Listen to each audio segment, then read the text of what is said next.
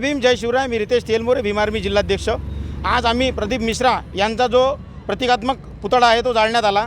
ते बहुजनांना अंधश्रद्धेकडे वळत आहे आणि त्यांनी जे आता संविधान बदलवाची भाषा बोललेली आहे, याच्यापुढे जर ते आणखी जर काही बोलले संविधानाच्या बद्दल तर आम्ही त्यांनाही जाळण्याला मागंपुढे पाहू नये. आपल्या महाराष्ट्रामध्ये पुरोगामी विचाराचा महाराष्ट्र आहे. संत गाडगेबाबा तुकडोजी महाराज याच्या प्रवचनामधून अंधश्रद्धा निर्मूलन करत होते व हे यांच्या कार्यक्रमामध्ये त्यांचे पोस्टर लावत आहे आणि बेल ठेवून तुमचा मुलगा पासही म्हणजे अभ्यास न करता बेलपत्र जर लावले तर तुम्ही पास होऊ शकता. आणि अकोल्याची घटना त्यांनी ते सांगितलेले आहे का एक बेलपत्र लावलं आणि तो व्यक्ती कॅन्सरचा बरा झाला म्हणजे त्यांनी डॉक्टरी क्षेत्रालाही चॅलेंज केलेलं आहे. असे व्यक्ती जर असे वक्तव्य करत असेल तर हे संविधान च्या विरोधात आहे.